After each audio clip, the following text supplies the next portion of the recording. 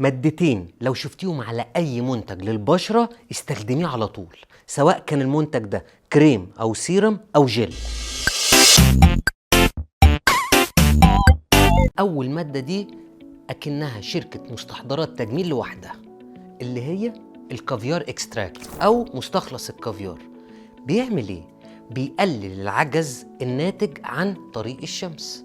يعني اللي الناس بتتعرض للشمس بيحصل عجز في الجلد، بتقلله ازاي؟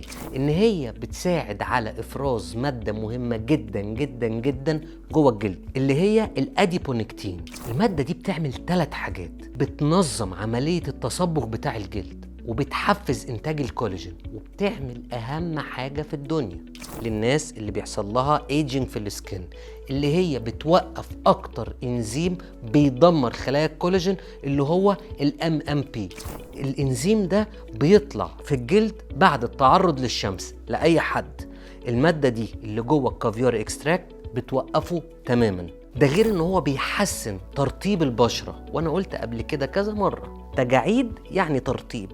ده غير انه بيعمل حاجه مهمه جدا، انه بينفخ الخطوط الرفيعه اللي هي اصلا عقدة ناس كتير جدا، الخطوط الرفيعة اللي بتبقى في الجبهة أو عامة على الوش. انتوا متخيلين إن في مادة جوه مستخلص مهمتها إن هي تنفخ الخطوط الرفيعة اللي بسببها الناس أصلا بتروح تحقن، سواء كان بوتوكس أو فيلر.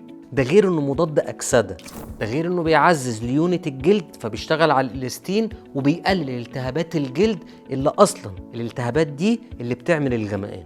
تاني مادة دي اللي هي المارين كولاجين، ودي بقى بتشتغل على الشباب بتاع الجلد، يعني بترجع الجلد للشباب تاني عن طريق ان هي بتشتغل على الكولاجين نفسه، بتعزز انتاج الكولاجين وبتعزز الالياف المسؤولة عن الانتاج بتاع الكولاجين نفسه. تاني حاجة مهمة في المارين كولاجين على فكرة، ودي مهمة جدا جدا جدا، ان هي بتخلي طبقة الجلد الخارجية سميكة.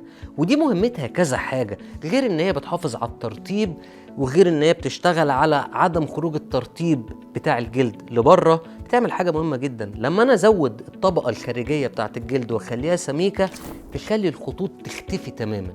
ومن اكتر الناس اللي بيتمتعوا بالحاجة دي الناس اللي بشرتها دهنية على فكرة، ان هم اكتر ناس فكرة الخطوط عندهم او العجز بيبقى قليل جدا. فانت متخيل ان مادة زي دي لما تتحط على الجلد تزود لك الطبقة الخارجية بتاعت الجلد، فمعنى كده ان خطوط الوش او خطوط البشرة عامة اللي مضايقة الناس كلها اختفت. فانا كده عندي مادتين بيعملوا نفس الحاجة. تخيلوا بقى لو استخدمناهم مع بعض في منتج واحد، ايه اللي هيحصل؟ اللي اهم من ده كله ان انا لما اجي استخدم المادتين دول ما ينفعش ان انا استخدم مرة او 2 أو 3 او شهر او 2 واقول ده ما جابش نتيجة، زي ما الناس كلها بتقول. انها تقول لك لا والله العظيم انا استخدمت والمنتج مش حلو. دايما بيجيبوا المشكلة في المنتج، المشكلة اصلا في استمرارية المنتج، يعني استمرارية الاستخدام. فنصيحتي ليكم ان اي حد بيستخدم اي منتج للتجميل، سواء هيعمله من حاجة طبيعية او سواء اشترى المنتج جاهز، يا ريت علشان يلاقي نتيجة فعلا ويقدر يقيم المنتج مش اقل من استمرارية الاستخدام 3 شهور.